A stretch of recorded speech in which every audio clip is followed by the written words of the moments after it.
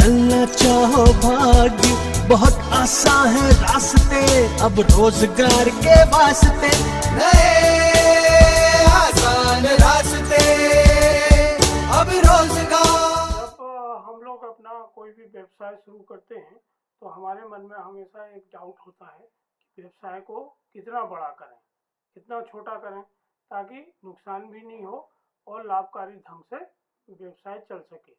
इसको हम मैनेजमेंट में कहते हैं ब्रेक इवन। मतलब ब्रेक इवन वो लाइन होती है जिसके ऊपर अगर आप बिजनेस करते हैं तो वो प्रॉफिट में चलता है, आपके पूरे खर्चे निकलते हैं और आपको प्रॉफिट मिलता है। ब्रेक इवन के नीचे अगर आप बिजनेस करते हैं तो आपको हमेशा नुकसान होगा और आपको घाटे में अपना काम करना पड़ेगा। तो ये ब्रेक इवन को हम कैसे समझें कि हमारा ब्रेक इवन क्या है। तो इसके लिए हमने अब मैनेजमेंट में इसकी बहुत सारी थ्योरीज हैं, बहुत सारे फॉर्मूले हैं, पर एक आम व्यक्ति जो हम जैसे जो लोग हैं, जो गांव गरीब और बहुत कम पढ़े लिखे लोगों के साथ काम करते हैं, तो उनको ब्रेक इवन समझाने का जो मेरा तरीका है या मैं जिस तरह से समझता हूँ वो ये है कि आप अपने सब खर्चे जोड़ लीजिए कि एक महीने में कितने खर्चे होने वाले हैं।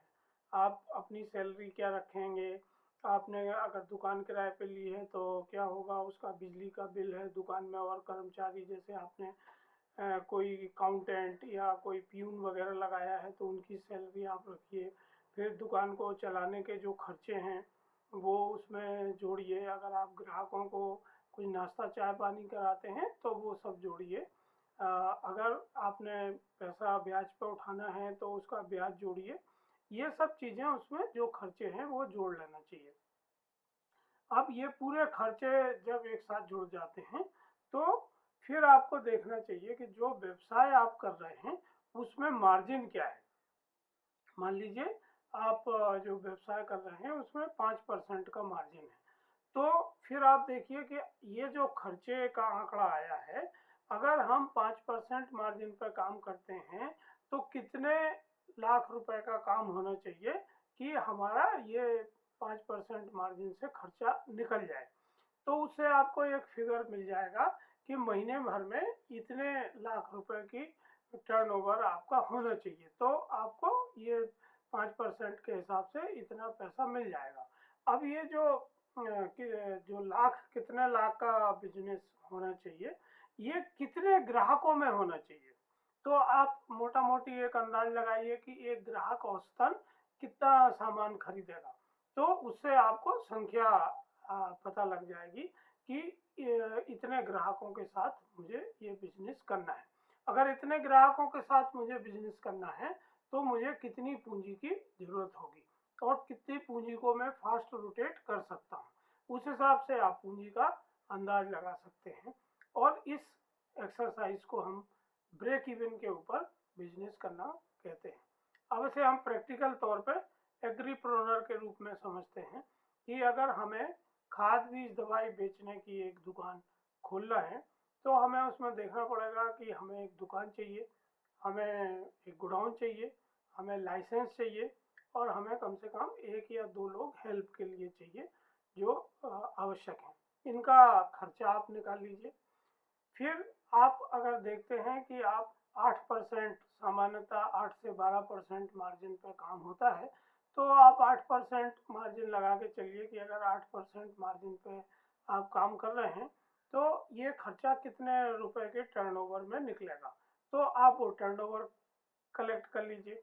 अब वो टर्नओवर की कैलकुलेशन करने के बाद आप उसको 3 भागों में बांटिए कि इसमें खाद का परसेंटेज क्या होगा, क्योंकि खाद में सबसे कम मार्जिन होता है। फिर पेस्टिसाइड और सीड या मशीन उपकरण आप रखते हैं तो उनके मार्जिन निकाल लीजिए। तो आप टोटल बिजनेस में किस कंपोनेंट को कितना हिस्सा देंगे। जैसे आप अगर कहते हैं कि साहब मैं 20% खाद का काम करूंगा और 50% मैं पेस्टिसाइड का काम करूंगा, 30% मैं सीड और अन्य चीज़ों का काम करूंगा। तो इस तरह से आप अपने व्यवसाय को 3 हिस्सों में बांट सकते हैं।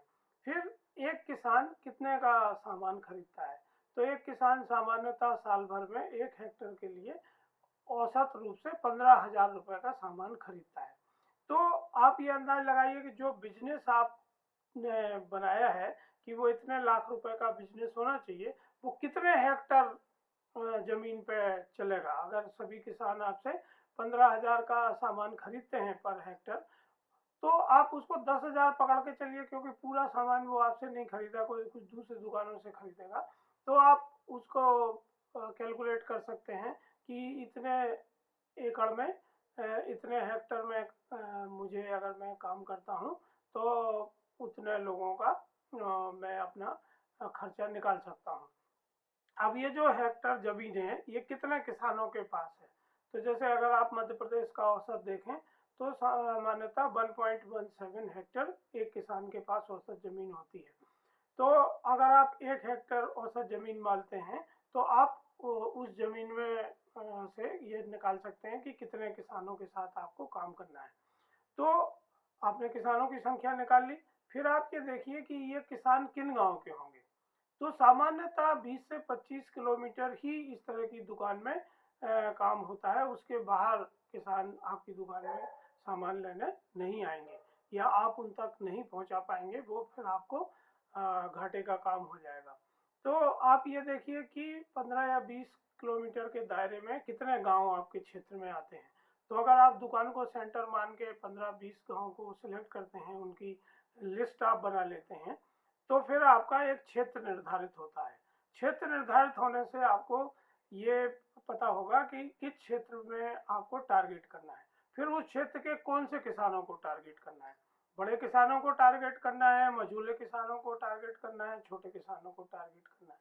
तो देखिए, कभी भी कोई जब काम शुरू होता है तो बड़े आदमी साथ में नहीं आते हैं। हमेशा आपको मानना चाहिए कि बड़े आदमी जिनका बिजनेस बड़ा है, यहाँ मेरा बड़ा आदमी से मतलब है जिन किसानों की ज़मीनें ज़्यादा हैं, जो बड़ा बिजनेस कर रहे हैं, वो एकदम से आपके साथ नहीं जुड़ेंगे, क्योंकि वो पहले से ही किसी दूसरे व्यापारी के साथ जुड़े हैं। हो सकता है उनको उधार माल मिल रहा हो, उनका वॉल्यूम ज़्यादा है तो उनको सस्ता माल मिल रहा होगा, तो वो एकदम से आपके साथ नहीं जुड़ेंगे। आपके साथ कौन लोग जुड़ेंगे? जब आप काम शुरू करते हैं तो आपको ऐसे लोग देखना पड़ेंगे कि आज की अर्थव्यवस्था में डिसएडवांटेज पोजीशन में कौन से लोग हैं, कौन से लोग हैं जो आज की अर्थव्यवस्था में लाभ नहीं कमा रहे हैं या जिन्हें आज की अर्थव्यवस्था में नुकसान हो रहा है या उन्हें वो सुविधाएं नहीं है। तो जो असुविधा भोगी वर्ग है, उस असुविधा भोगी वर्ग में मध्यम और छोटे किसान ही आएंगे। तो आपको फिर उन किसानों को टारगेट करना है, क्योंकि अगर आप बड़े लोगों के पास जाएंगे तो वो बातचीत करेंगे, आपका समय लेंगे, सब समझेंगे, पर बिजनेस आपके साथ नहीं करेंगे। पर यदि आप छोटे किसानों के साथ जुड़ते हैं जो डिसएडवांटेज पोजीशन में, तो वो एकदम से आपके साथ जुड़ेंगे। हालांकि उनका बिजनेस छोटा होगा, पर संख्या अगर बढ़ती है तो आप वो अपना टारगेट अचीव कर लेते हैं, तो वो आसानी से आपके साथ जुड़ जाते हैं। तो आप उन किसानों को समझने की कोशिश करिए कि उनका काम करने का तरीका क्या है, कौन सी फसलें वो बोते हैं, कौन से बीज बोते हैं, कौन से पेस्टिसाइड डालते हैं, कौन से फर्टिलाइजर डालते हैं, कहाँ से वो लाते हैं, वो सोसाइटी के मेंबर हैं क्या, वहाँ से उनको क्रेडिट मिलता है क्या, खाद मिलता है क्या, या उनका केसीसी बना हुआ है, किसान क्रेडिट कार्ड है, उस किसान क्रेडिट कार्ड के पैसे का वो क्या यूज करते हैं, क्या वो गैर कृषि कार्यों में लगा रहे हैं उस पैसे को निकाल के, या वो उस पैसे से कृषि आदान खरीदते हैं। तो इन सब उनके व्यवहार को आपको समझ के फिर उनको अपना प्रस्ताव देना पड़ेगा। तो बजाय दुकान में बैठने के, जैसे मैंने पिछले वीडियो में भी कहा कि चूंकि आप काम शुरू कर रहे हैं तो आप ट्रेडिशनल मॉडल के पलट मॉडल आपको शुरू करना पड़ेगा। तो आपको किसानों के पास जाना पड़ेगा। तो आपने पहले गांव चिन्हित कर लिए, फिर उन गांव में आपने किसान की श्रेणी चिन्हित कर ली कि किन किसानों के साथ आपको बातचीत शुरू करना है। और इसमें भी युवा किसानों को आप पहले लीजिए। देखिए, जो जवान लोग होते हैं, जो युवा लोग होते हैं, वो नए आदमी के साथ जुड़ के नया काम करने में बहुत भरोसा रखते हैं, क्योंकि वो अपनी परिस्थितियों से नाखुश होते हैं और वो अपनी परिस्थितियां बदलना चाहते हैं। तो अगर आप पुराने लोगों से जुड़ के काम करेंगे, पुराने लोगों का क्या होता है, जैसे पुराने लोगों से ऐसा है जैसे जैसे जो बुजुर्ग हो जाते हैं, अब इसका उम्र से कोई लेना देना नहीं है। कई ये बहुत साइकोलॉजिकल इशू है, क्योंकि कई लोग बहुत ज़्यादा उम्र के होते हैं, फिर भी वो मन से यंग होते हैं, वो नए नए काम करना चाहते हैं, तो आप उनकी उम्र पे नहीं मत जाइए। और कई लोग बहुत जवान होते हैं पर वो इतने डिप्रेस्ड होते हैं, इतने उदासीन होते हैं कि उन्हें नए काम करने में या रिस्क लेने में कोई रुचि नहीं होती है।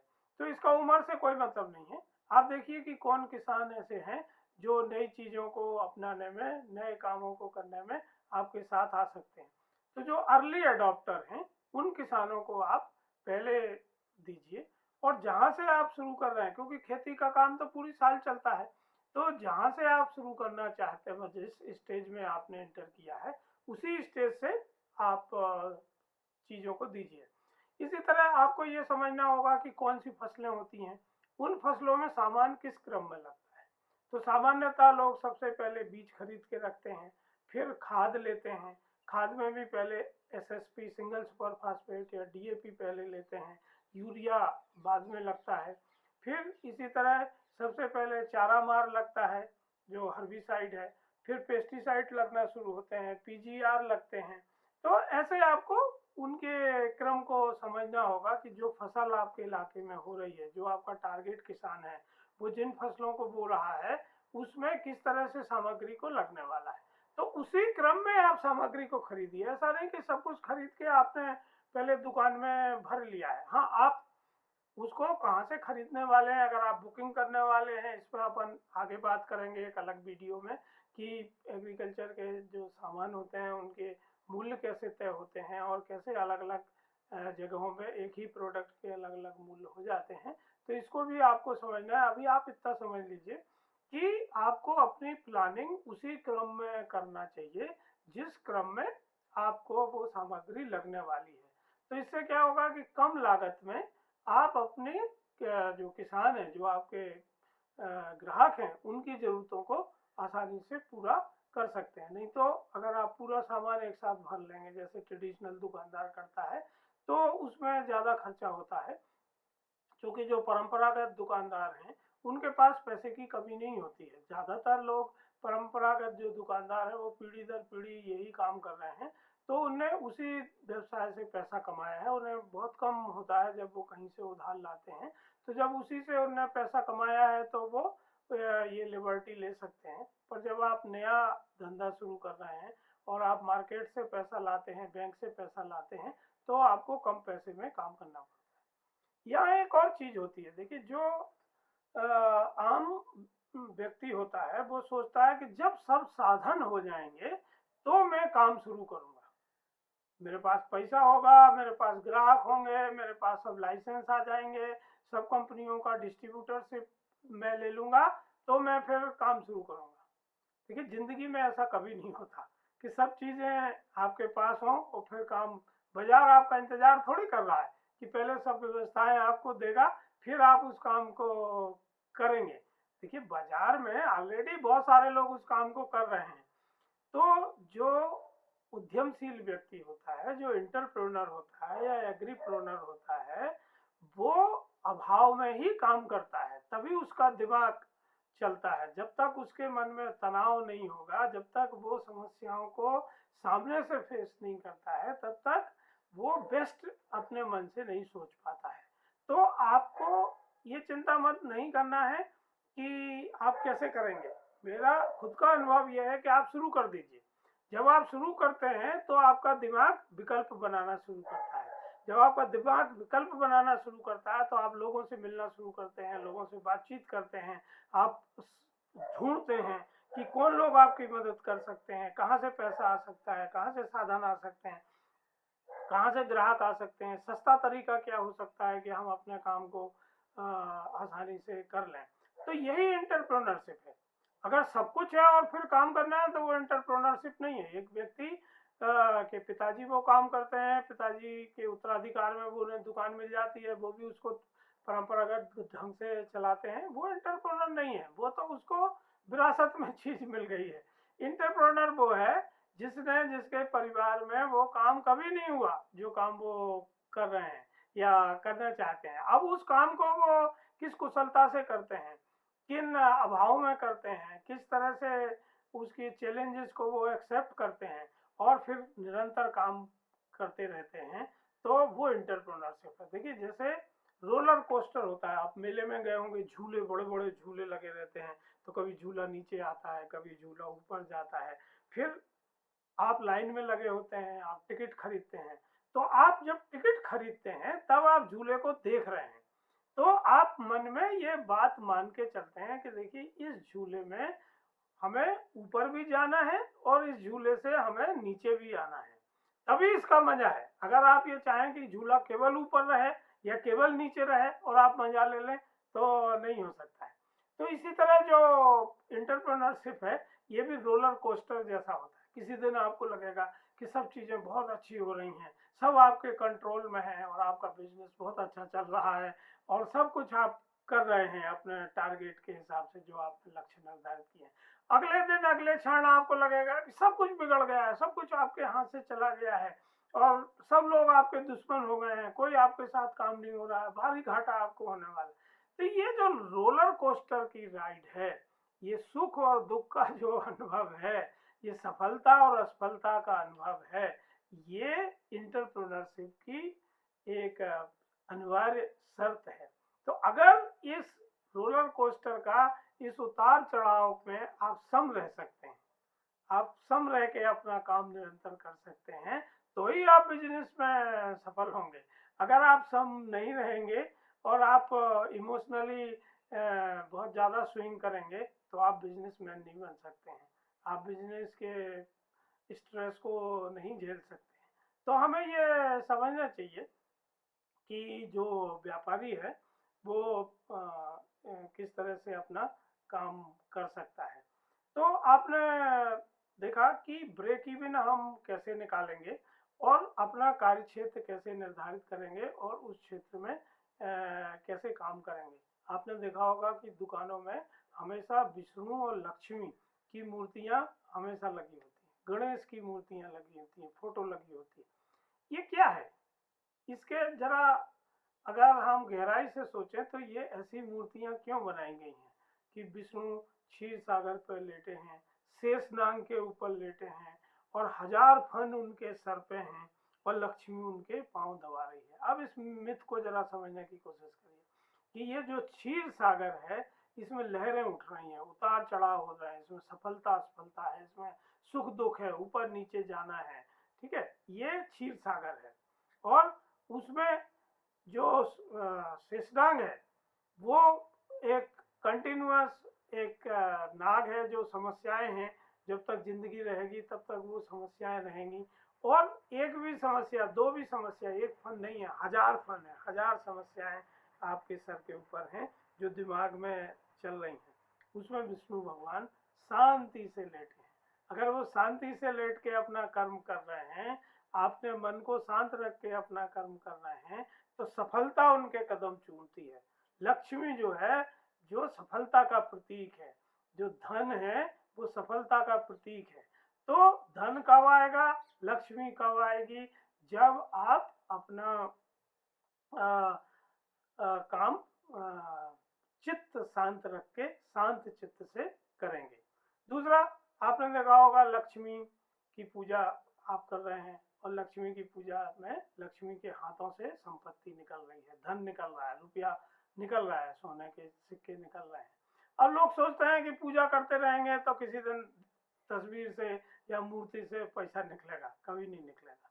ये प्रतीक है, ये हाथों की ताकत का प्रतीक है कि अगर आप अपने हाथों को उपयोग करेंगे, अपने हाथों से काम करेंगे, तो आपको धन संपत्ति मिलेगी, तभी आपको लक्ष्मी मिलेगी। लक्ष्मी के हाथ से नहीं निकलने वाला है। गणेश का क्या प्रतीक है? गणेश का आपने देखा होगा कि गणेश के बड़े बड़े कान हैं, गणेश भगवान के, वो सब सुनते हैं, सब सुनते हैं। उनकी 2 आंखें हैं, बहुत तीव्र आंखें हैं जो सब देखती हैं, और एक छोटा सा मुंह है जिसके ऊपर सूंड है। मतलब व्यापारी को पूरा देखना समझना चाहिए, पूरे परिदृश्य को समझना चाहिए कि स्थानीय स्तर पे क्या हो रहा है, जिले के स्तर पे क्या हो रहा है, पर्यावरण में क्या हो रहा है, मानसून कैसा आएगा, किसानी कैसी होगी, ये सब बातचीत है, उतार चढ़ाव समझना चाहिए और कम से कम बोलना चाहिए। अगर हम कम से कम बोलते हैं तो हम अपने ग्राहक की ज़्यादा सुनते हैं।